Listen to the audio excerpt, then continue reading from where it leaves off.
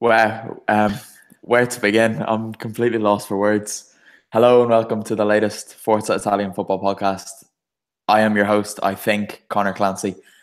Joining me this week for a special two-man show is the returning Nicholas Carroll. Nick, it was always going to be good to have you back, but given what's just happened tonight, it's more special than we ever could have hoped for. Absolutely amazing. I don't think I could have ever picked a better week to return from my little absence there. So, yeah, kind of speechless at the moment. We're still kind of trying to calm each other down before going live to air. But yeah, it's good. It's good to be talking Serie A.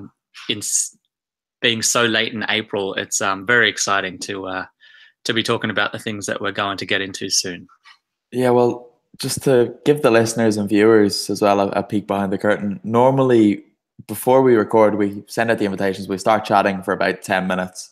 General small talk, how are you? Talk about the weekend's action. Today, myself and Nick pretty much just sat in silence saying, wow, unbelievable to each other back and forth because we didn't really know what else to say. And that is because, as I'm sure everyone listening and watching is aware, Napoli only went to Turin and scored a 90th minute winner to beat Juventus and close the gap at the top of the Serie A table to just 1 point.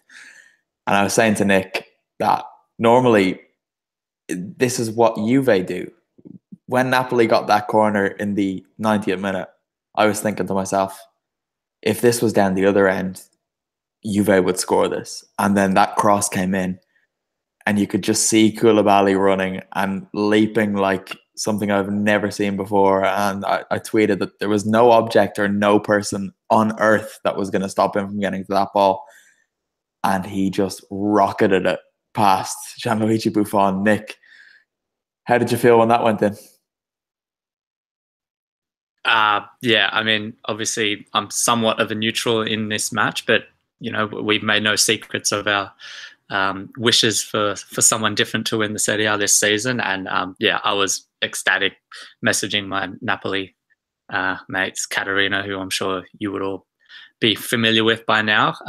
She was in tears. So, I mean, there were shots there of all the Napoli supporters, even in the stadium, all crying and on the phone. And I mean, you can see how much it means to them. But I think how much it means to Italian football supporters, it's incredible. It's yeah. When he put that in, I was in shock.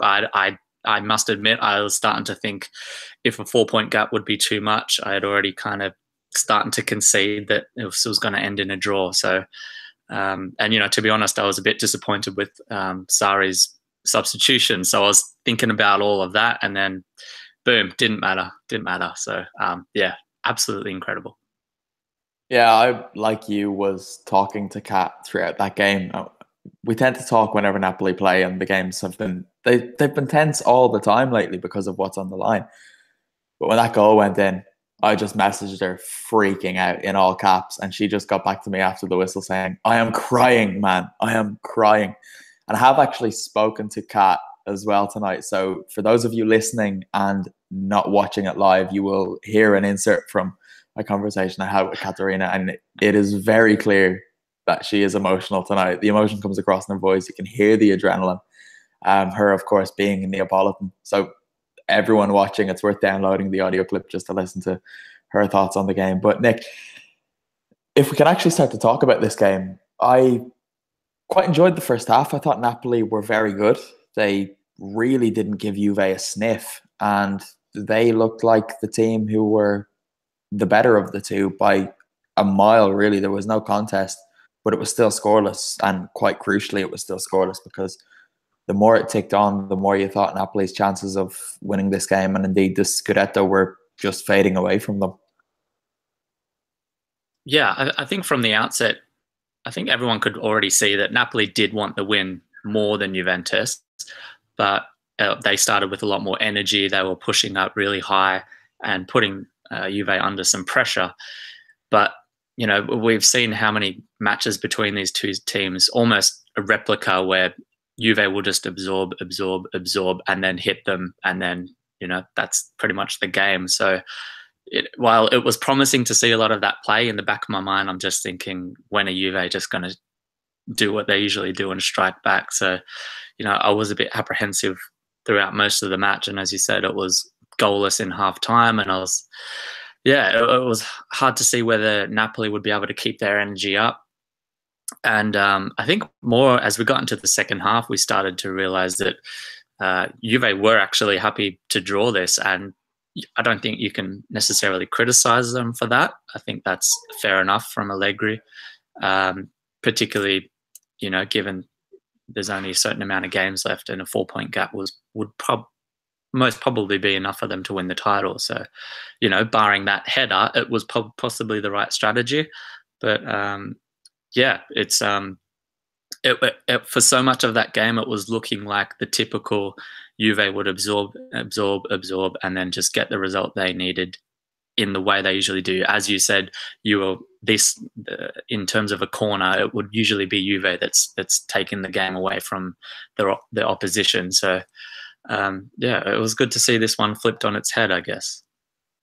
To kind of put this into a bit more context, this is the first time that Napoli have won away to Juventus since October 2009, which is 10 years ago, nearly. But it's incredible. I don't think this isn't how it was supposed to go. If you look at what everybody had been saying in the last couple of weeks, it was that the title race is dead because Napoli can't go to Turin and win.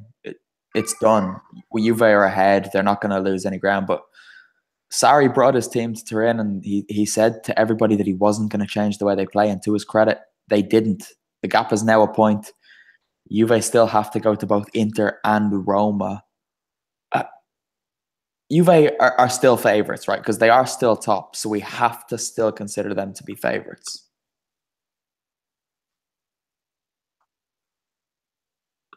Yeah, I think Juve deserve to be favourites. You can't, as long as they're on top of the table, they deserve it. There's no better word to use for that. But you couldn't have picked like a tougher run. Well, you could have, but it's going to be I'm just looking at the fixtures and I'm like, my mouth's salivating, because obviously you've got the Derby d'Italia next week, and then Roma will come basically almost, I think, 4 days after the Coppa Italia final against AC Milan. So Juve have a few matches within there as well to make it that little bit more difficult. So, they deserve to be favourites, but Napoli, look, particularly because Napoli, let's be honest, they haven't been in the best form of late. So they do have those kind of draws in them.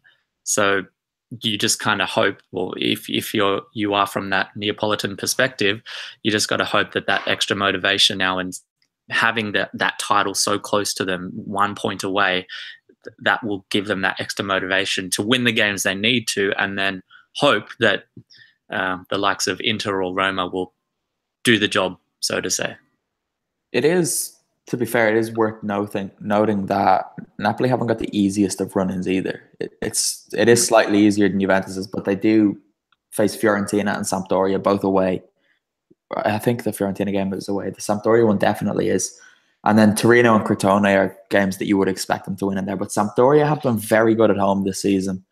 Fiorentina, okay, they're going through a bit of a blip now at the moment, but up until, 2 weeks ago, they were the form team in Serie A with 7 wins in a row or something like that. So it's not going to be easy. But we did, Forza Italian Football on Twitter at Serie A FFC, put up a question. Simple question: with 4 games to go, who wins the Scudetto? And then a list of both teams' fixtures. And I'm just going to read out the replies so far. Napoli, Juve for sure. Napoli, Napoli, Napoli, Napoli, Napoli. Which is insane. I do think if we ask that question tomorrow, we might get a different response given the emotion of everything that's just happened. But how good is it, Nick, to even be talking about a title race in Serie A at this point of the season? I wanted to get that sentiment out there before tonight's games, because I was pessimistic enough in thinking that there was a good chance Juve could kill it off. But it's just so nice to actually have 2 teams who could still win the title coming towards the end of April, isn't it? It's Yeah, it's so good. I mean, I feel like even Juve fans will be almost slightly in the back of their minds, like, oh, it's kind of nice to have a bit of competition this season. So, I think it'd probably even be getting boring for them. So, I mean, this is just positive for Serie A, for Italian football as a whole. I mean, a lot of us have been, trying to promote a lot of the good that's been happening in Italian football in recent years, given the past decade's issues, let's say. There's been a lot to get excited about, and now we're actually seeing something that we've all been wishing for, a title race. And we've seen the Premier League, Manchester City have been already named, crowned as champions. La Liga is pretty much all Barca's. The Ligue 1 is done. And Serie A is going, and it's not only up the top, it's for Champions League, it's for Europa, and it's for relegation. Like, Serie A is so far above any other competition in Europe in terms of competitiveness this season. So it's good to see, and hopefully more and more of these alternative fans across Europe are taking note and jumping on the bandwagon. I did see a nice tweet, actually. I'll just drag it up now. So the gap between first and second among Europe's other top leagues: in France, Ligue 1, 20 points. Bundesliga, 18 points. Premier League, 16 points. La Liga, 11 points. And in Serie A, just 1 point. It's beautiful. It really is, because other seasons you would have Juve at the top of that list with a 19-point gap. But I don't want to get down this path too much, because the only thing more boring than people who call Italian football boring are those who argue it by saying it in response. So we won't get down that path. But as you said, there's 1 point separating first and second. Third, fourth, and fifth are all separated by 1 point. Sixth and seventh, 1 point. And then down at the bottom, we've got Benevento, who are all but relegated. We'll get to them later. It's amazing. Benevento beat Milan this week, and we might only give them 2 minutes at the end. But Spal are in the last relegation spot at the moment on 29 points. And all the way up as far as 14th, they're Cagliari on 33, who could very easily still go down. It's a good season to be following Serie A. And the next couple of weeks, it's kind of annoying that I am incredibly busy, because I'm going to have to try and find time to watch every Serie A game that I can. But if we're going to talk about this game specifically, Paulo Dybala, again, in a big game, didn't quite do it. He was dragged off at half-time. I know Juve didn't have all that much of the ball in the first half, but Dybala's got to be doing better. We did get a question in the comments from Paul Lunardi, who wants to know, Nick, what do you think of Dybala being hooked at half-time? Yeah, I mean, I said earlier that you can't really blame Allegri for the way he approached it. And to be honest, the same goes for that substitution. He was barely relevant in the first half. And, I think there was, obviously brought on Cuadrado, and I think he became more relevant when he entered the field. So, while you want to play like that can obviously win a game, I just don't think Juve were playing well enough to get in their position enough times. It did suit more of a Higuain style finish, so to say. But yeah, it's disappointing, I guess, from a Juventus perspective, that Dybala has that tendency to just kind of go missing when you see on other occasions he's just so crucial and so diabolical in his position. But I think it took balls to sub him, but I think it was the right decision. Obviously, he won't be commended for it, given that they lost. But as I said before, up until that 89th, 90th minute goal, I think he was very much vindicated by a lot of what he did throughout that match, Allegri.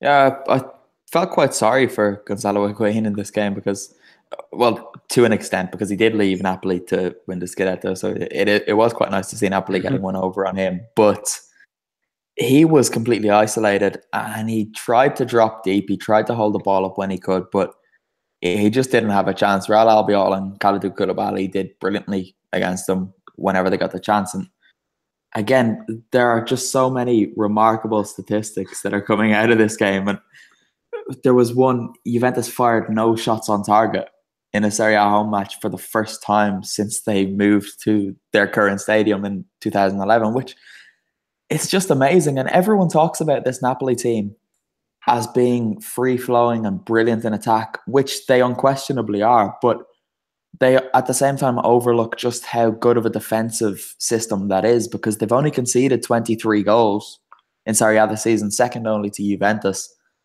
And conceding 23 goals out of 34 games is a ridiculously good turnaround. Are we ourselves guilty of overlooking just how good they are at the back because of how good they are going forward? Oh, 100%. They're somewhat the unsung heroes. The centre backs and even that midfield three to some extent. They very much make that solid structure that the forwards are able to build upon and score goals as a result of. So while Juve, you could say it wasn't their best game, but to be honest, Napoli didn't allow them to play their football. Napoli controlled the match from the first half, from the first blow of the whistle. They were pressuring Juve. They didn't allow them time on the ball. They weren't able to play their brand of football. Napoli took it to them, and as you said, the defensive work was incredible. Koulibaly and Albiol will probably two of the most consistent defenders in the league this season. Don't hear about them probably as often as we should, but they're consistently doing their job. Sometimes Napoli's attack doesn't quite hit the mark, but the defenders always seem to be doing their job. It's I guess it's good in that way that Koulibaly actually got the winner, because he actually gets a lot of the credit that he possibly has missed out on during the season. So he'll be forever that hero that scored the late winner against Juventus, and possibly the match that led to a Serie A title. Right, we have been going on about this game for coming up to 20 minutes now. Let's keep going. We probably should have just used this as an extra podcast, to be fair, because there's enough in it, even if it was just the one goal and it came in the 90th minute. But the comments coming in live as well seem to be in agreement with what we saw on our Twitter poll, that the Scudetto is Napoli's to lose. I'm not quite going to be that brave yet, because Juve have been here before. They know what they're doing 6 times in a row. It's not by fluke. So, but there's definitely an interesting title race until Napoli go and lose to Fiorentina next week. We mentioned Benevento beating AC Milan, so we're going to move on to that now, because that was just brilliant. What struck me about this was that you cannot even argue that Benevento didn't deserve to win this, because Milan, okay, they had more shots and whatever, but half of them came from Jack Bonaventura and Suso just shooting from 20 yards through a crowd of defenders. And what really struck me about this game were the comments that Gennaro Gattuso made afterwards. He said, "It's clear to see the team is on a downward spiral. When you play without any soul, you get embarrassed like this." He called his players soulless and acknowledged that they had been embarrassed, which you don't really get from a top flight coach. It was baffling to me, and I did enjoy that Gattuso has faced Benevento twice this season and he hasn't beaten them. He's drawn and won, or drawn and lost, obviously. The first one was when Alberto Brignoli got that stunning diving header to equalise in the last minute. But Nick, do you want to start with Gattuso's comments here, or what actually happened on the pitch? Yeah, I mean, I'm happy to start with those comments. It was it's just interesting that he's saying that, because when he first came on, a lot of people, both for and against Gattuso, said, at least the one kind of positive about him is that he's going to bring heart, like fight, spirit to this team. And now he's criticizing that exact facet that he was supposed to bring to the team, which I find very, very interesting.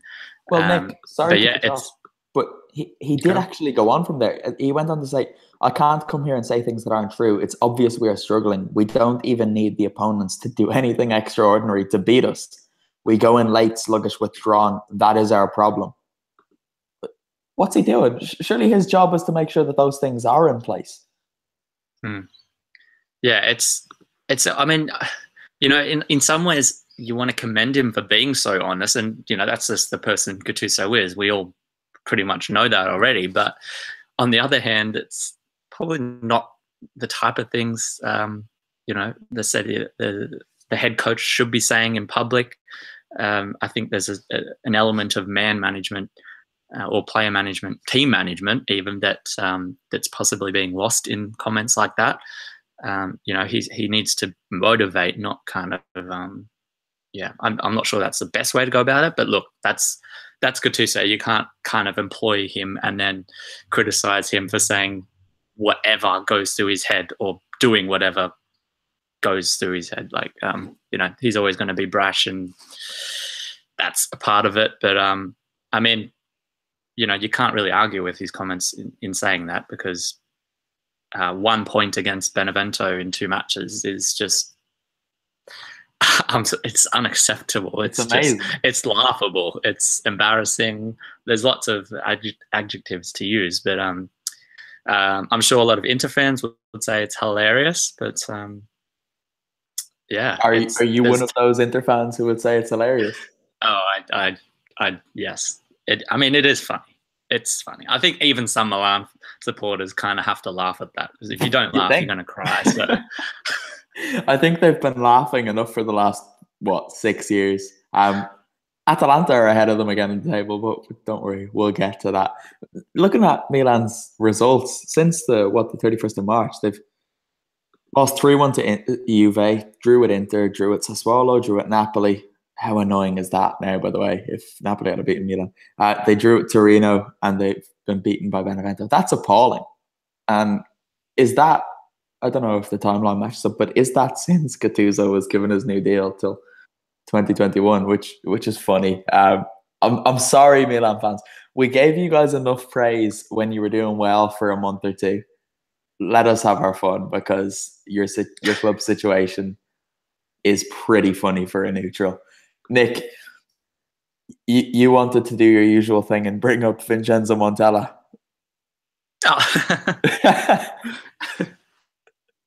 I mean, not specifically, but I put it on the running order as Gattuso bashing, so bash away. See, look, I have nothing against Gattuso. I think he's blameless in this. I was always obviously of the opinion that, well, firstly, Gattuso was not the man for the job, but I guess before that even, that it was harsh to have sacked Montella so early with the new squad. And I'm gonna read you a little quote, Connor, from a nice little video that was done. I'm not sure by who, but it's on the Forza Italian football website. It was during Milan's big streak, and the quote is, "The real challenge will be in the coming weeks.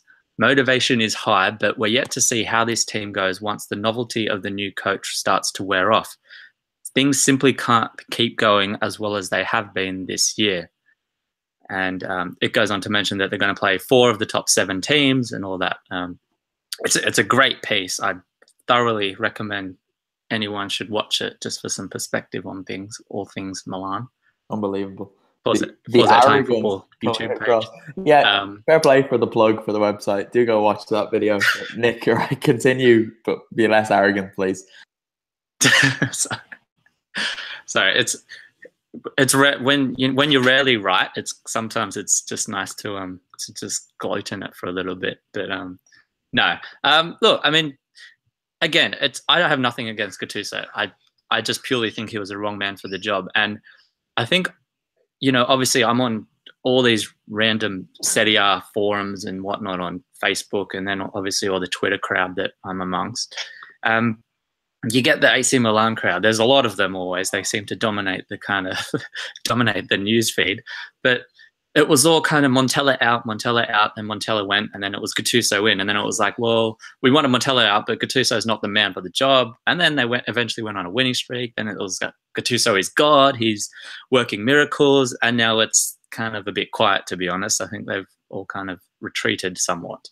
But I just think, well, is Gattuso being treated, judged in the same way that Montella was? Because in terms of a win percentage, Montella had 43% wins for this season. Gattuso only has 45%. And this is obviously Gattuso had the advantage of coming in after the team's been together for 4 or 5 months already. During Montella's time, they were playing many more games with both Europa and the Coppa Italia as well. So I think it just goes to show and emphasize the fact that potentially changing wasn't the right way. And I said at the time that Milan would have done better under Montella this season, and I still 100% stick by that. I think they would have. They would have improved either way. Again, it's nothing against Gattuso. It's more a club management thing. It's a consistency thing where we saw the improvement that the team had once the combinations started growing. But is Gattuso, a mastermind coach? No. I mean, I don't think anyone really thought that. But that's my 2 cents. No, I think you're right. Gattuso, without taking away from the good work that he did there, because he does deserve credit for getting them through that little winning run. Even me saying a little winning run is quite condescending, but they did beat teams you would expect them to beat. But with the way the morale was, there's no saying they would have done that. He put players where they wanted to play. He played a system that suited the team that he had there, and he deserves credit for doing something so simple, I guess. But them giving him the new contract until 2021 was just absolute madness. We did say it at the time, but what are they thinking doing that mid-season? Just Gattuso isn't the man to take Milan forward. We've seen that in the jobs that he's done previously, where Palermo, Sion, and God knows wherever else he was. I can't really remember off the top of my head, but he was never doing something impressive that warranted him getting the job at San Siro. But yeah, he deserves credit for what he did, and he equally has to take the blame for what's happening now. One of the comments has come in saying, it's no secret, Milan don't have an Icardi or Immobile.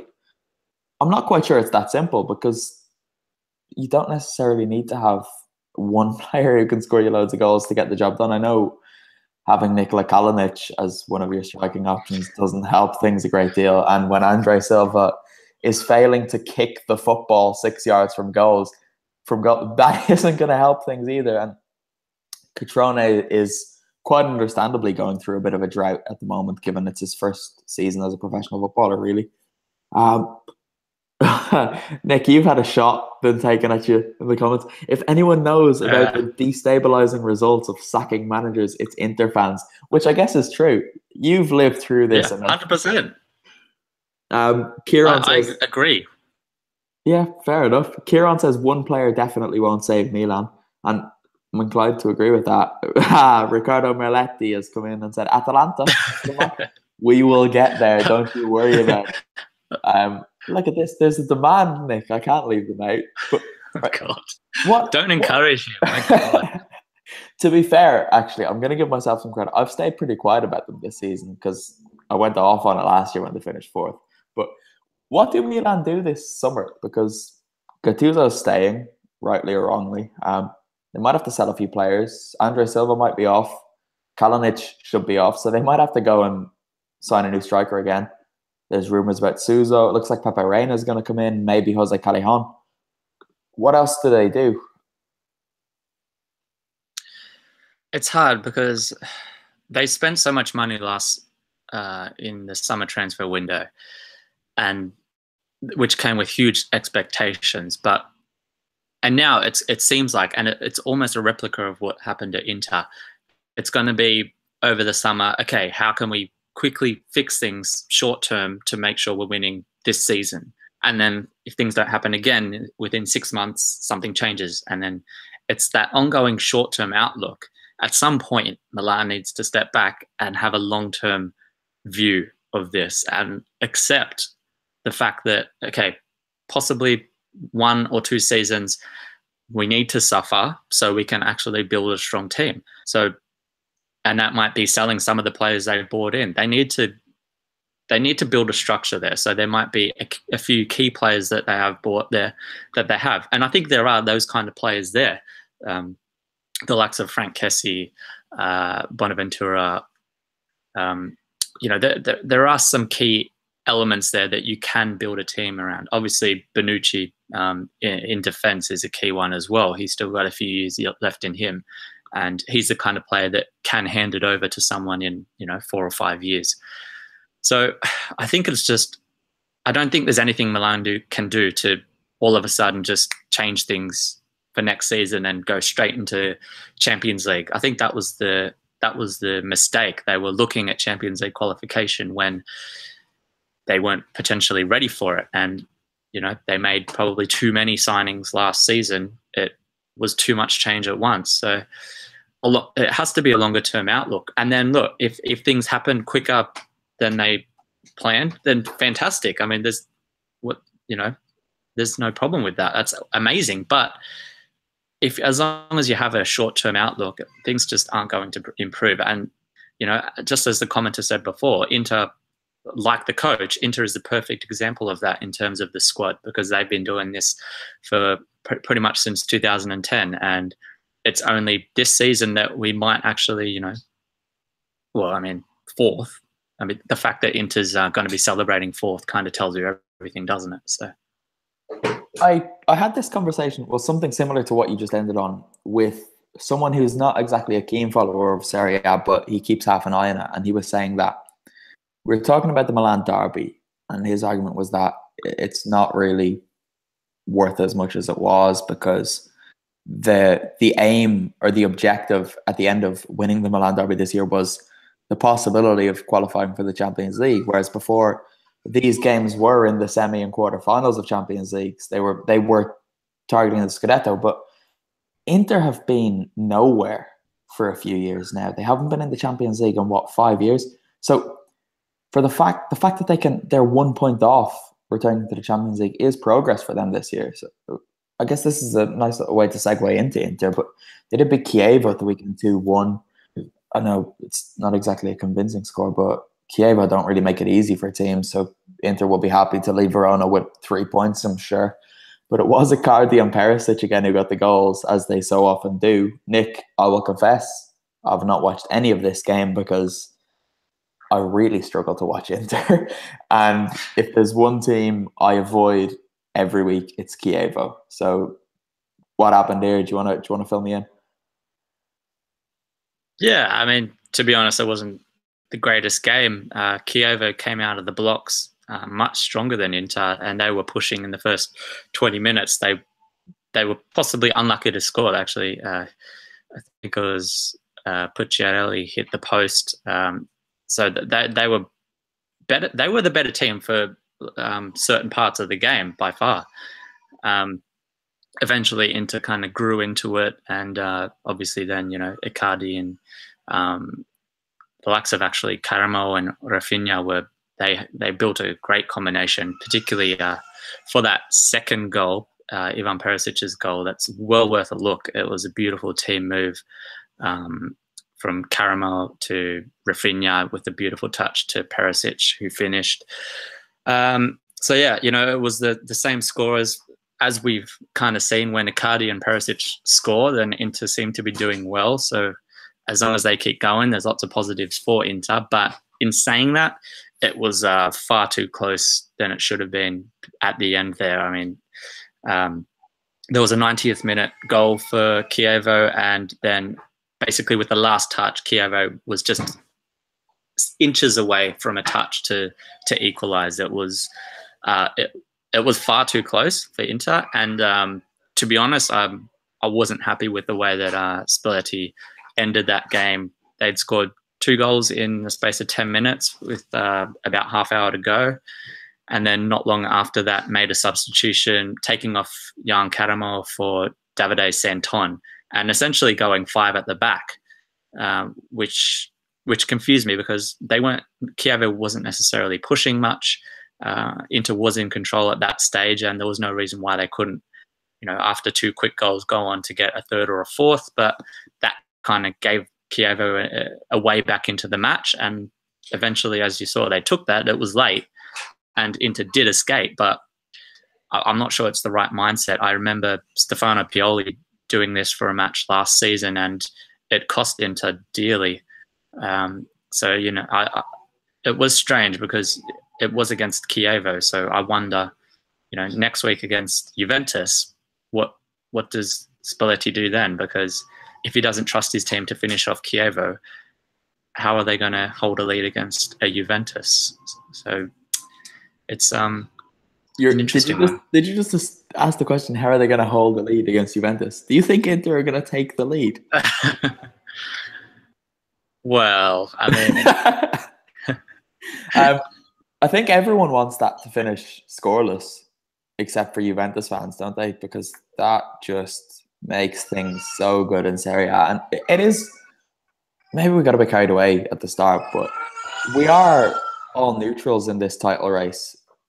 But for Napoli to win it would just be so, so special because it breaks that monopoly Juve have had on the league. And for Napoli to win their first in close to 30 years since Diego Maradona played for them would just be incredible. And it's exactly what this current team and Maurizio Sarri deserve. But we're getting sidetracked. As soon as we moved on to Inter, I realized that we didn't speak about Benevento at all for beating Milan at San Siro. So we're going to go back, forget about Inter Chievo, go back up to San Siro. And this could be the last time we speak about Benevento for another couple of years because they are going to get relegated. They're on 17 points, which when you consider they didn't pick up their first point until the 15th or 16th round, that's quite good.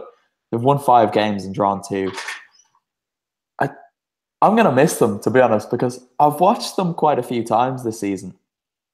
And I don't think I've seen them play badly. It's really bizarre because how many points have they thrown away after the 90th minute? And I know that is literally part of the football match, but they don't deserve to be quite as bad as they are. And I think if they got that first point in week 5, they would be absolutely fine by now because they've got the players. They seem to have a really good team spirit. And I don't know, I've just really enjoyed having Benevento in Serie A this year.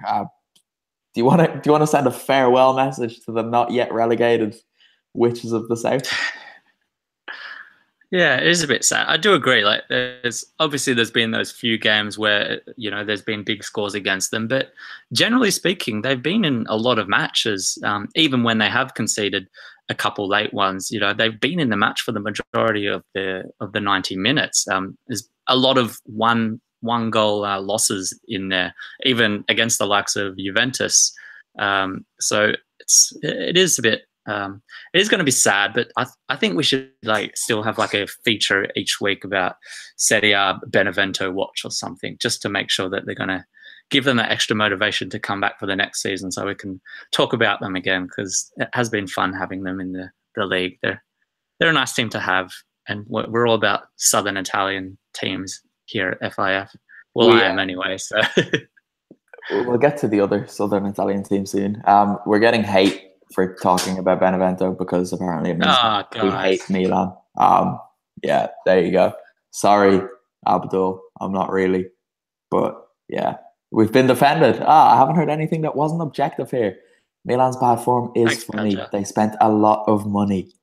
But guys, Nick, winless in 6 matches. We have to discuss their negatives, unfortunately. We did speak about their positives for quite a few weeks, so Yeah, to be fair, we praised them for beating teams like Crotone or something. So it's fair. Brian Bolden. Oh, he's a familiar name from Twitter. Welcome along, Brian. I don't think I've seen you in the live comments here, but thanks for having our back. Let's just let that kick off in the comments again. CM Fox doesn't seem to be here, so we do need someone to fight with the rest of them in his absence. Nick, I think it's time, is it? What's it time for? EU Atalanta. The boys made the most. Might get a cup of coffee. No, to be fair, this is going to be... I need you for this, because It's been an incredible weekend. Sampdoria were beaten, Fiorentina were beaten, Milan were beaten, and then Atalanta beat Torino. So the 4 teams now beneath Atalanta all lost, and Atalanta climbed up into 6th place, which is the one automatic, or the second of the 2 automatic Europa League places. Of course, there will probably be a third because of the Coppa Italia final between Juve and Milan. But look, we've spoken about how much money Milan have spent this summer. Atalanta started a game against Inter with 14 fit outfield players and a Gambian kid playing up front who was starting in Serie A for the first time. These guys deserve enormous credit, and it probably comes across as being a little bit more worthless when it's coming from me, because I obviously am a bit biased. But Nick, can you give them some praise? Because I don't think people listen to me when I talk about how good Atalanta are. Well, I mean, yeah, I mean, the Torino match obviously is a great win. Torino have been in form too. It's worth pointing out. They haven't lost in 5 matches before that. They'd beaten Inter and drew with Milan. You know, they are hard to beat. They can be quite hard to beat. So no, it was a really good victory that made it 2 in a row. And obviously with Milan losing, put them up into 6th place. So it's made for a juicy finish. And on form, you have to say that Atalanta are the favourites to take that spot. It's going to be a juicy finish. But you know, you think Sampdoria 3 points behind Milan, probably out of it now. Well, Fiorentina and Sampdoria, I should say, they're both on 51 points.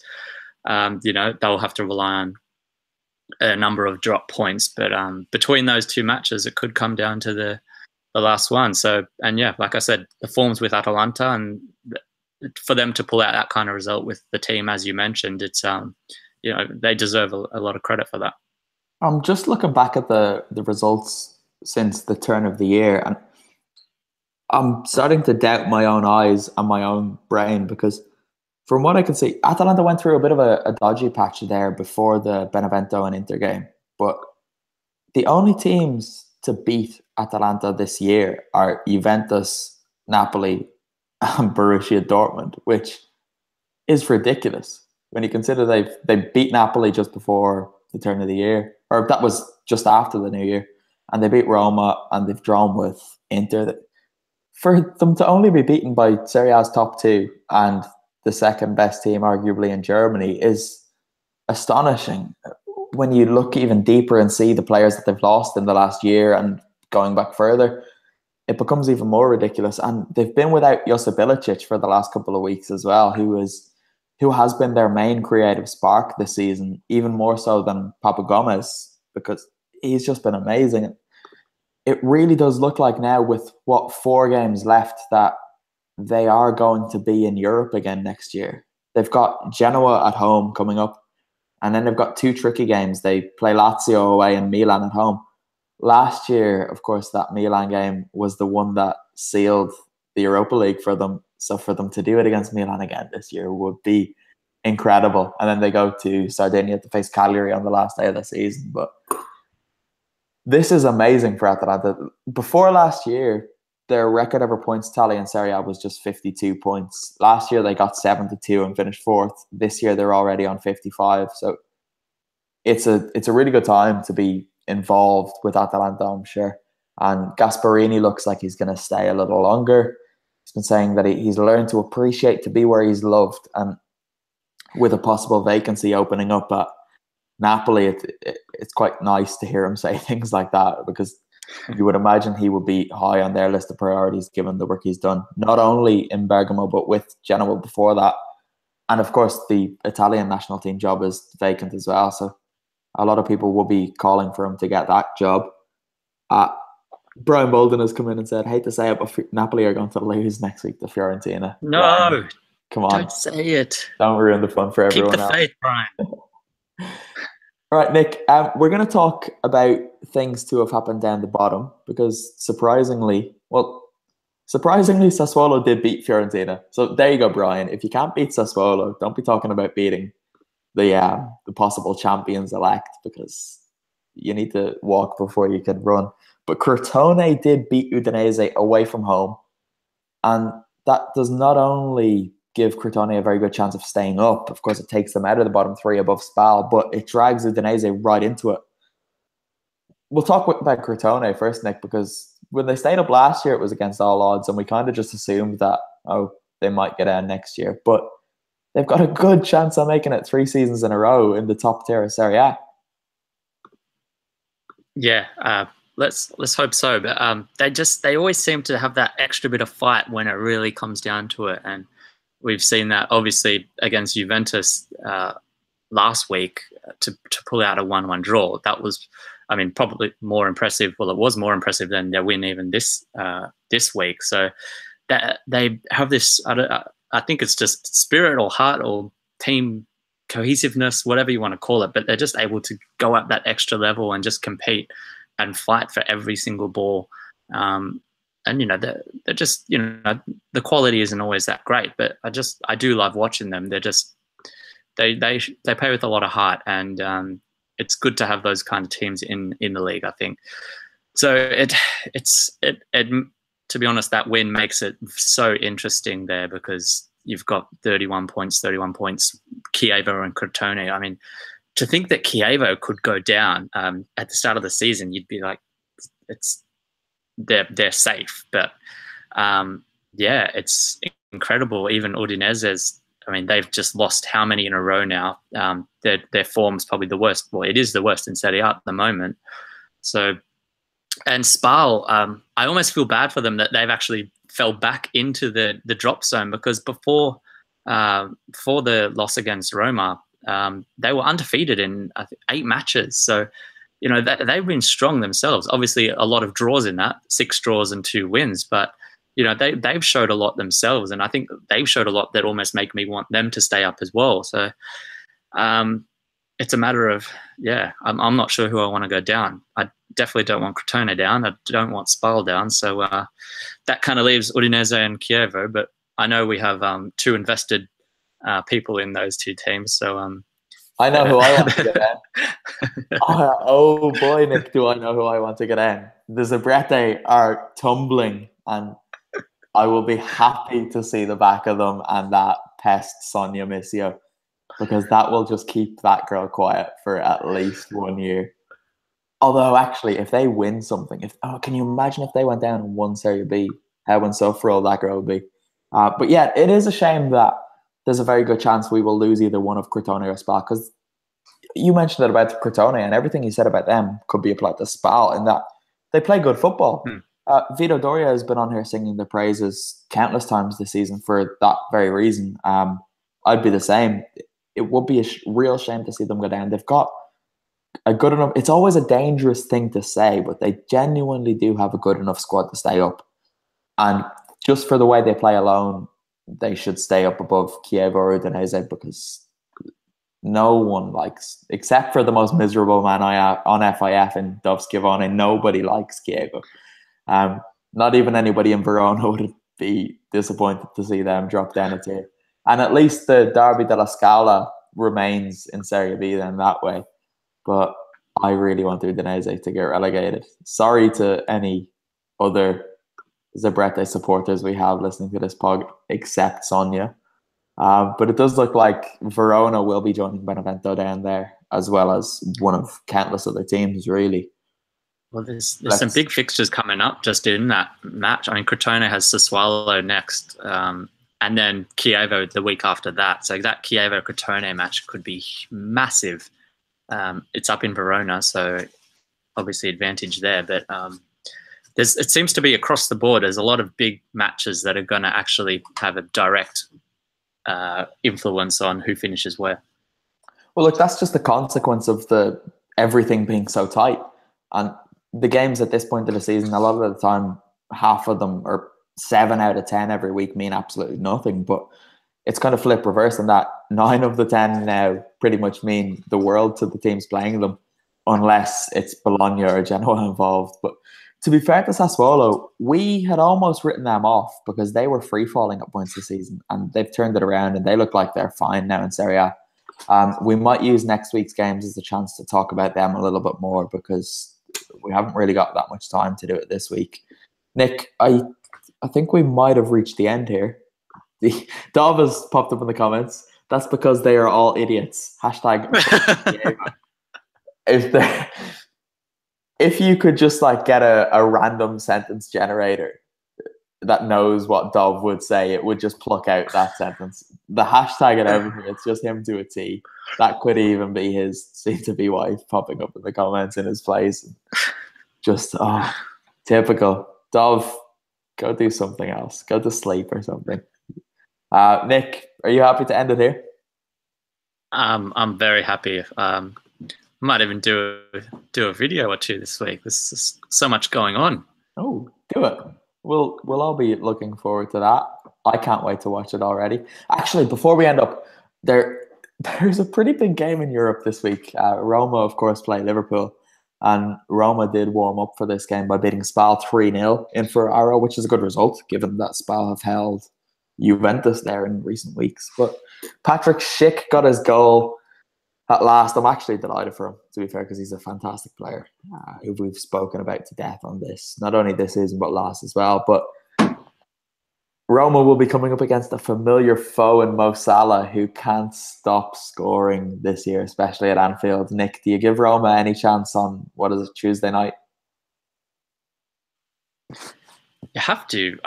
I think no one gave them a hope against Barcelona, and they pulled off a miracle. And you have to think that, I don't want to say Liverpool's easier than Barcelona, but Barcelona is certainly tougher opposition. So I can't rule out anything at this stage. Roma just continually proved me wrong in Europe this season, which is fantastic. It's been great.